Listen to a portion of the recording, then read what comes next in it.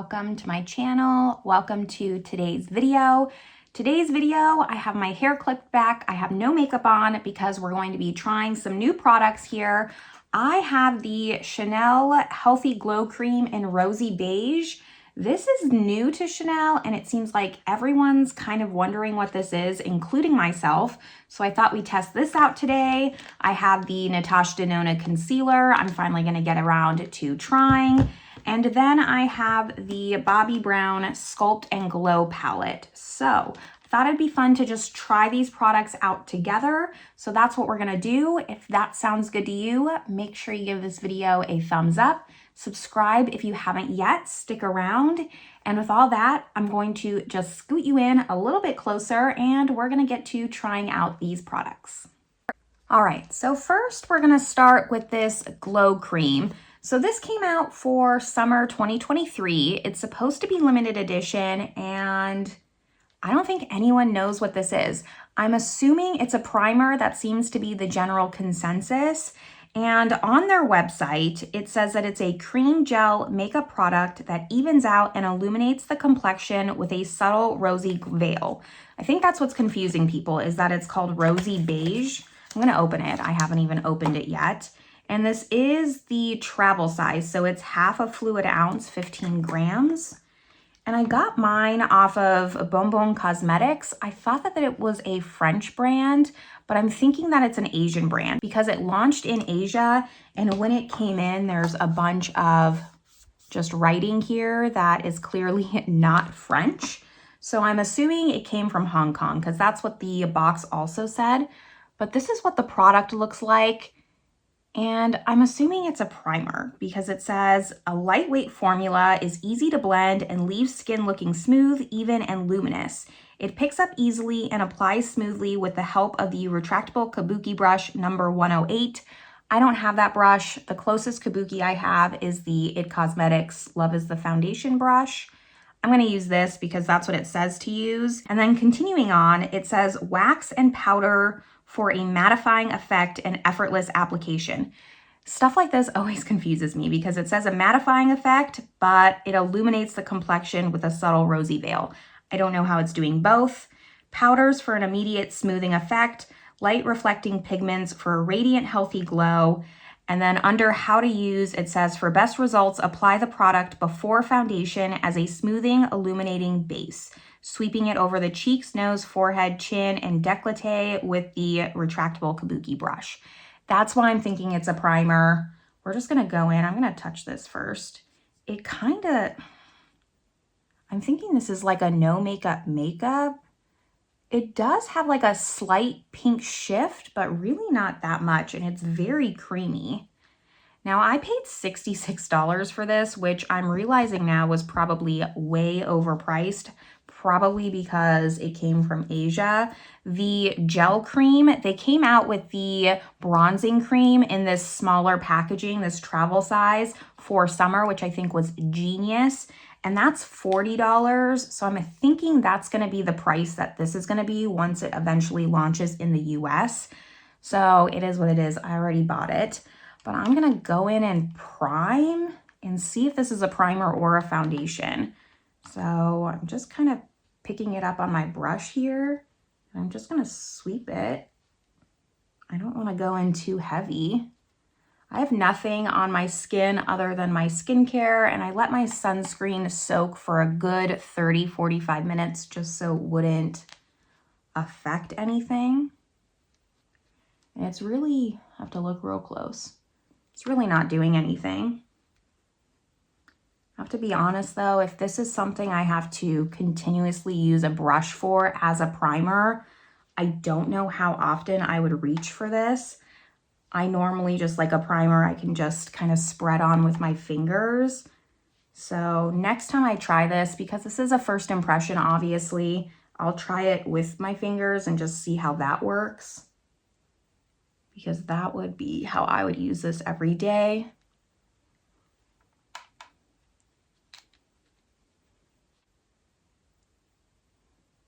Okay, honestly, I'm actually kind of impressed.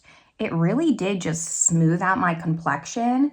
It's really, really lightweight. It doesn't feel sticky. It does feel very smoothing, not powdery, but smooth. And my face does look matte, but just luminous at the same time. So I take back what I said about I don't know how it can be luminous and matte at the same time. This, to me, I could see it being a primer. I'm going to use it as a primer, but this is something I could see myself wearing just on really, really minimal makeup days. This is lighter than a skin tint. I don't know. I'm just really speechless right now because I wasn't expecting this. I was kind of expecting it to be more clear and just give like a e.l.f. putty primer kind of effect, but I can see like a smoothing effect on the skin. So I'm really happy about this. Wow. It didn't cover up any of my darkness under my eyes, but this is interesting. I'm going to just kind of swatch it on the back of my hand here. You can't even really tell. Let me do it like this. So I don't know if you can just tell from this side to this side, like it does provide a little bit of a tint and a little bit of a smoothing effect. I am really happy with this. This is just first impressions, but I don't know if you can tell a difference on camera, but I can tell a difference in person. Okay. Well, that was a pleasant surprise. Hopefully I didn't waste my money and it's a good base as well. I'm going to go in with my foundation really quick. I'm just going to use my Chanel Le Beige foundation. This is in B30. So I'm using this in Project Pan and I figured it's the perfect time to use it. I will link my Project Pan up above, but I'm just going to go in really quick and apply one pump to the back of my hand and apply this with a sponge just like I normally do. And then we'll move on to the Natasha Denona concealer. But let's just kind of see how this lays down on top. Just gonna try and go with like a really thin layer. I know how this foundation works really well. That's why I wanted to use this one. And I can know if the primer affects the foundation at all. I'll leave a pinned comment down below if I notice anything throughout the day. I'll wear this just throughout the day and see if I notice anything. But I'm not going to apply too much because I already like how the base looked without the foundation. I don't think it even really needed it. If I wasn't filming, I could see myself just applying some complexion products and be out the door, honestly. But for the sake of this, I'm gonna try it as a primer. Every time I use that foundation, I fall back in love with it. I don't get to use it as much as I want to, even in Project Pan, because there's so many foundations that I test and just rank and review. But man, I love how this foundation looks. This is just one pump, and I feel like it gives me coverage, perfection, without looking too cakey. I love this foundation. I'm trying to finish it because I want to pick up the new one. I'm not sure if they reformulated it or if they just put it in new packaging. However, I just have the old one. So I told myself I can't buy it until I finish that one. But now we're gonna try the Natasha Denona concealer. I've had this for a while and I've been waiting for the right time to try it. So I picked up the shade N2 and I was a little bit worried because I've been seeing reviews come out. I haven't watched reviews, but I have been seeing people say that it runs very light. Here's N2. I think it's gonna be okay though. I picked up N2 because I saw that Natasha Denona said that she used shade N4. And I was like, I'm nowhere near her skin tone. So I'm gonna get N2 and let's just see. I think it's fine. Actually, I was worried it was gonna be too light, but it seems okay. The doe foot's interesting. I wouldn't say it holds a ton of product. You would think it would because it has like that hole in the center. But I already had to go in for a second dip, so it doesn't hold as much as you'd think. And I'm pretty light with concealer. This is actually pretty close to my skin tone. I should have probably maybe even gotten N1. I'm just going to use my sponge to blend it out because that's what I would normally use. I'm just very confused on the shade. I don't know. I don't know what I was expecting. But so many people said that it ran really light. I'm not finding that. Or I'm just lighter than I think that I am, which could be the case. Now, I don't suffer too much from under eye creases, mostly just darkness. So that's what I look for in a concealer. You'll have to watch someone else if you're looking for how it performs on creases. But so far it's blending out really nicely. It's not fully covering up my darkness, but I would say it's like a solid medium coverage. And the shade is nice. Personally, I like a little bit more brightness, so I'll probably go in and set this just because that's what I would do on an everyday. I'll test this more and give better thoughts in my roundup videos because I do always come back and do that after first impressions. I've already mentioned that.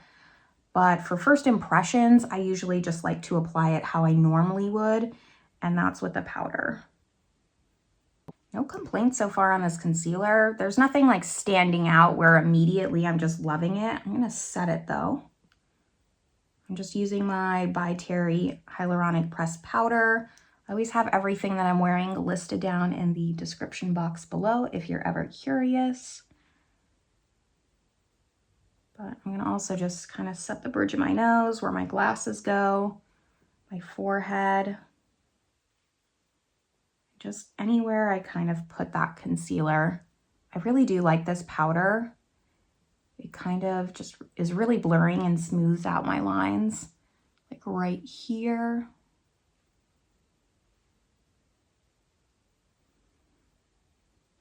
And I don't really use any other kind of setting powder other than this. I just kind of set in my T-zone a little bit and that's it. So hopefully this Bobbi Brown palette won't be too patchy. It's not feeling too sticky on my cheeks. But this palette just looked so beautiful when I saw it. I had to pick it up. I did end up getting the medium only because in here, so it comes with a bronzer, blush, and highlight. And the highlight in the light palette was the pink, and I already have the pink. So it seemed like the medium was going to be okay for me. We're obviously going to find out together if that's the case. I'm going to swatch this on the back of my hand here. And it is baked, so it's a little bit harder to pick up. The blush is bright though. See how that works. So let's just see. Here's kind of what we're working with. So here's the bronzer, blush, highlight. Really pretty. I think that this bronzer will be okay. I might just need to go in with a light hand, but it's definitely like more my preferred bronzer. I like a more cool neutral rather than a warm. So let's just try this out. I have clean brushes here. This is the BK111. I've never used this for bronzer, so we're gonna find out how this works. I'm just gonna go in. Now my only kind of gripe, which probably doesn't apply to most people, but this was marked up so much in Europe. My mom was visiting the US, so I had her pick it up there because it had recently launched when she was visiting, thank goodness, because here it was 75 euros and the euro's higher than the dollar. I know this doesn't apply to most people, so I'm just bitching about nothing for most people, but in the States, I think that I paid $55 for this, and 75 euros would be like close, a little bit over $80. So I don't know why the markup, Bobbi Brown. I think that's pretty crappy, but had I not been able to get this in the US, it actually probably would have deterred me from picking this up altogether. Because I don't like it when companies do that. I understand they have to account for taxes and like import fees, but I also think that sometimes like too much, it's like ridiculous. This bronzer is definitely fine for my skin tone, and I would say I have a solid light skin tone. Like you saw the shade, the Chanel, I wear in B30. So if you're around my skin tone, the medium for the bronzer is gonna be fine for you. More than fine. I mean, you can see how many times I went in, and it is baked, so I know that that's making it a little bit harder to pick up, but I'm really digging in there. So shade inclusivity wise, I'm not sure how much the deep is gonna work for people. That's what it's looking like so far. I wanna build this up a little bit more. It's nice. I really like the color, but for being worried it was gonna be too deep, this is a lot lighter than I was expecting. Okay, I'm just like really like digging my brush in here. Am I using the wrong brush? I do also like bronzer more. Okay, I'm gonna stop, but really just trying to get some bronzer on here. Okay. That's I think as good as I'm gonna get it. Yeah, okay. As I continue to put more on. We're gonna stop. Let's see if the blush goes better. It did swatch easier on my hand. Like when I swatched it, I did 2 layers. So maybe the blush will be better. I'm gonna use a BK 112. I recently picked up the brushes and this palette. I just mentioned my mom got it in the US, and I did a haul video. So I'll link that above of everything that I picked up. I mean, this is picking up on the brush pretty well. So I'm gonna start light, but I'm a little nervous it's gonna be like the bronzer. Okay, it's a lot more pigmented than the bronzer. Interesting. I have been obsessed with like these orangey blushes. That's also part of the reason why I wanted to get the medium. I think I'm just finally getting on that blush trend. It took me a while, but eventually I got there. Still very subtle. Like this is I don't even think you can see it on camera. I can see it in person.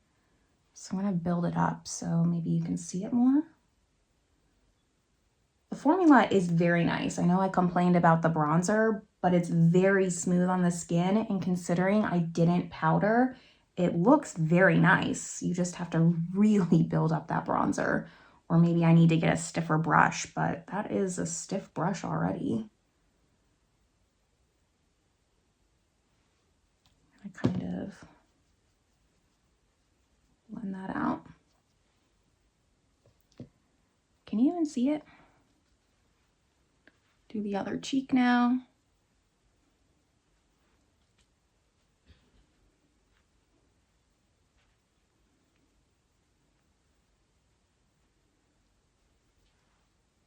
You can see it better on this side.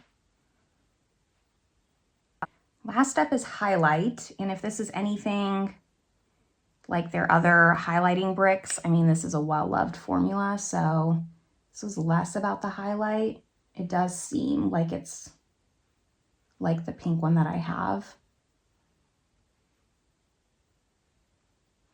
It's very pretty. Glad I got the gold. I've been meaning to pick up other shades of this, but the pink one I have in a mini, which I much prefer. I don't need a full-size highlight. I go down the bridge of my nose and just a little bit on my forehead because I can't help myself.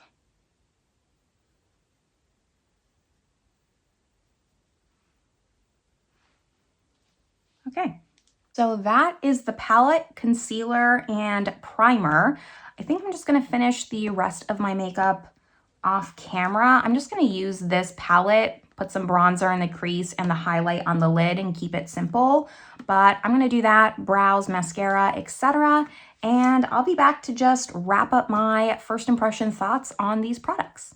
Rest of my makeup is on, and let's just talk about these products. First off, I love how my makeup looks. At the end of the day, like I just want to feel pretty. I want to feel beautiful, and I do today. So for the most part, I'm loving all of these products. Like I said, I only put the bronzer and the highlight for eyeshadow today, and then I used a dark brown and kind of smudged it on my upper lash line. For this palette, you know, I think this is a great palette. I did say when I was trying it on that this highlight here, that I was hoping that it was the same as their other formula. However, thinking about it, I do love the highlight, but I don't think that it fits the aesthetic of this palette. I do wish that they did a different highlight formula. One, because I do know that the highlight is a cult favorite. So if you already have this highlight, are you really going to be inclined to pick up this palette? Probably less so. And second, like I said, I just don't feel like it goes with the aesthetic of this palette. This bronzer, this blush is much more lighter, much more hard pressed, and it gives like a very smooth finish. But you can just see looking right now like how blinding the highlight is, and I feel like it doesn't go with this look. So that's really my only con. I love the highlight, I just don't think it goes all together. As far as the concealer, you know, I'm just underwhelmed. It's not anything special, like it's not a first love. I tried the Givenchy Skin Caring Concealer a while ago now. It's been, I'll link that video if you're curious. But I instantly fell in love with that concealer, and I still love that concealer. This just doesn't stand out to me as being a great concealer. It's average, it's not bad, it's not creasing on me, not that I have like deep creases. It covered well, but there's nothing that stands out to me that this is just like an extraordinary concealer you have to run out and go get. Of course, I'll be trying it more and talking about my thoughts later on. Maybe they'll change, but as of right now, it doesn't stand out to me compared to any of the other concealers in my drawer. So that's kind of where I stand on this. I'm okay with the shade. I do wish that maybe I got N1 for a little bit more of a highlighting effect, but if you are my skin tone, then N2 is gonna be very close to your skin tone.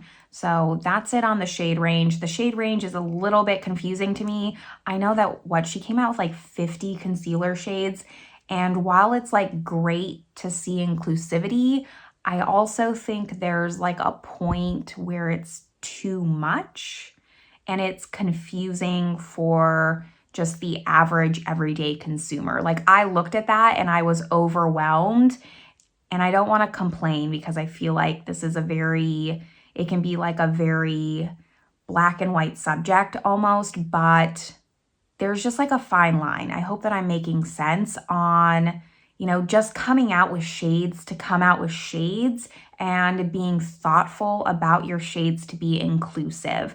So I can't really speak too much on that topic. I can just say that I was overwhelmed looking at that shade range, and I had a hard time picking out my shade. And maybe it would have been better to come out with less shades, but to just come out, I do think that her undertones are great. She's very good at doing different undertones, and her numeric system makes sense, but I think that it makes sense if you know a lot about makeup. I don't think just like someone who doesn't watch YouTube can go in and just pick out a concealer. I think it'd be very confusing with them. I hope I'm making sense. But that's my thoughts on this concealer. I'm interested to like try it out more and just see, but it's not standing out to me as one that like I'll want to reach for over and over again. And then the Chanel, this is the most surprising. I am excited to use this again, unlike the concealer. And I actually think that these two products will go really, really great together. There are makeup products out there that look great in person but don't look good on camera. That's happened to me before, and I think that this is going to be one of those products. I think this is like the perfect, I'm envisioning this as being the perfect product to bring with you on a vacation when maybe you just want to throw something on. And then this would also be really great because it is so hard pressed and shows up so lightly on the skin to kind of go with this and just give like a very natural, no makeup, but makeup look. Like you're wearing makeup, but it's very, very minimal. I'm gonna try these two together without the foundation and just see how it looks, but I have a feeling it just won't translate well on camera. The foundation just helps on camera make this look a lot more seamless, and sometimes your base products just don't look good. But that's my thoughts on this. I was saying when I was trying this on, I was complaining about using a brush, but I like this so much that if I have to use a brush with this, I will. I'll overlook the fact that with primers, I like using my fingers rather than a brush because I liked how this looked so much. So that if that tells you how much that I like this, that's how much I like this. But I don't think that this is a primer. I think that this is more of a foundation or could be used as a primer.